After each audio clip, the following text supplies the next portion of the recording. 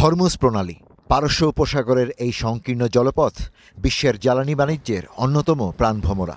এই পথ দিয়েই পার হয় তেল, গ্যাস ও সারের যোগান, যার উপর নির্ভরশীল মধ্যপ্রাচ্যের জ্বালানি বাণিজ্য।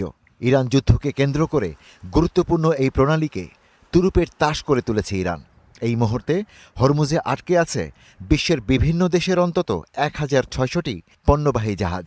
আটকা পড়েছেন জাহাজগুলোর অন্তত ২২,৫০০ নাবিক। হরমুজে জাহাজ চলাচলের জন্য টোল ব্যবস্থা চালুর ঘোষণা দিয়েছে ইরান। জ্বালানি বাণিজ্যের মতোই বিশ্বের তথ্য বাণিজ্যের অন্যতম মেরুদণ্ড হল হরমুজ। এই প্রণালীর তলদেশ দিয়ে গেছে ফ্যালকন এবং গালফ ব্রিজ ইন্টারন্যাশনাল নামের দুটি উচ্চ ক্ষমতার ইন্টারনেট কেবল, যা বৈশ্বিক তথ্য প্রবাহে মধ্যপ্রাচ্যের সঙ্গে ইউরোপ ও এশিয়াকে যুক্ত করেছে। পুরো অঞ্চলের ইন্টারনেট যোগাযোগ, ব্যাংকিং, সামরিক যোগাযোগ, অনলাইন সেবা ও কৃত্রিম বুদ্ধিমত্তা অবকাঠামোকে সচল রাখছে।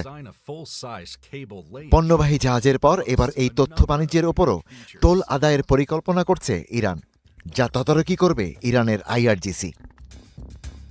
তাদের ঘোষণা বলছে, এই কেবল দুটির মাধ্যমে বাণিজ্য করা গুগল, মাইক্রোসফট, মেটা ও অ্যামাজনের মতো বৈশ্বিক প্রতিষ্ঠানগুলোকে ইরানের আইন মেনে টোল দিতে হবে।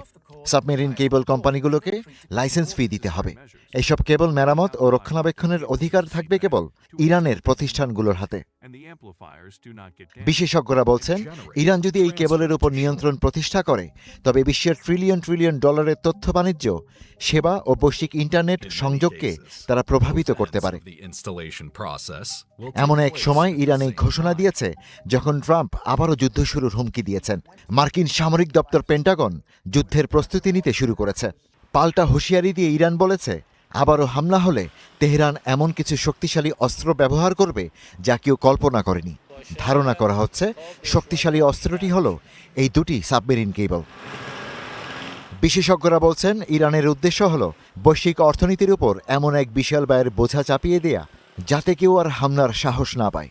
তবে সাবমেরিন কেবল ধ্বংস করা বা ব্যাহত করার কোনো ঘোষণা ইরান দেয়নি। আপাতত কেবল টোল আদায় ও লাইসেন্স ফি দাবি করেছে। Ishtiaq Hossain, star news.